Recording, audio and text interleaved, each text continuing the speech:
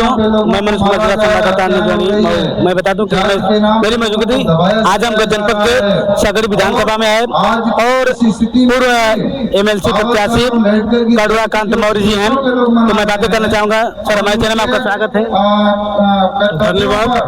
उनके विचारधारा सर, जिस तरह से समाजवादी पार्टी द्वारा प्रमुख जी द्वारा नीला झंडा लगाने पर बहन जी द्वारा जो आरोप लगा रहे हैं कि उनके नीले झंडे नहीं हैं, तो क्या कहना चाहेंगे? देखिए, नीला कलर आसमान का कलर है जो समानता का संदेश देता है कि आसमान के नीचे सभी लोग बराबर हैं।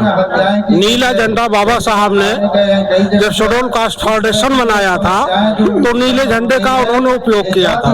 तो निश्चित तौर पे नीला झंडा किसी पार्टी का प्रतीक नहीं है। नीला झंडा इस देश में समानता का प्रतीक है। तो नीले झंडे का उपयोग कोई भी कर सकता है और खास करके बाबा साहब की जयंती के उपलक्ष्य में नीले झंडे का प्रयोग सर्वाधिक होता है। तो इस तरह से नीले झंडे पे किसी दल या पार्टी का क्षेत्राधिकार न होकर के नीला झंडा जो समानता का संदेश देता है, ये सबका है और सब प्रयोग कर सकता है।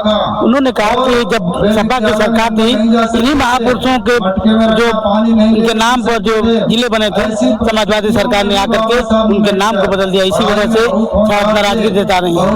देखिए, जो नाम बदलने की बात आती है तो निश्चित तौर पे उसमें जो क्षेत्रीय लोग थे उनके दबाव में या उनके प्रदर्शन को देखते हुए ऐसे निर्णय सरकारें लेती रहती हैं कि कभी कभी किसी चीज का नाम चेंज करना तो क्षेत्रीय जनता के दबाव में होता है।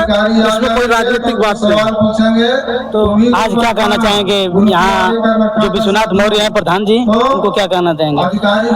विश्वनाथ मौर्य जी ने ऐतिहासिक काम किया है। बाबा साहब की मूर्ति को लगवा करके बाबा साहब इस देश में ही नहीं अपितु विश्व के ऐसे विद्वान व्यक्ति थे जिन्होंने शिक्षा को के लिए संघर्ष किया और शिक्षा को आगे बढ़ाने पे हमेशा बल दिया। और बाबा साहब ने जो काम किया या जो संदेश दिया वो देश के गरीब और उनके संघर्ष देश के दबे कुचले लोगों के लिए भी है और महिला और पुरुष सबके लिए। तो बाबा साहब की मूर्ति लगवा करके इन्होंने बहुत पुनीत काम किया है। इसके लिए मैं विश्वनाथ प्रधान को बहुत बहुत बधाई देता हूँ। सोशल मीडिया पर कुछ बातें वायरल हो रही हैं कि कांग्रेस की सरकार रही लेकिन बाबा साहब को भारत रत्न से नहीं नवाजा गया।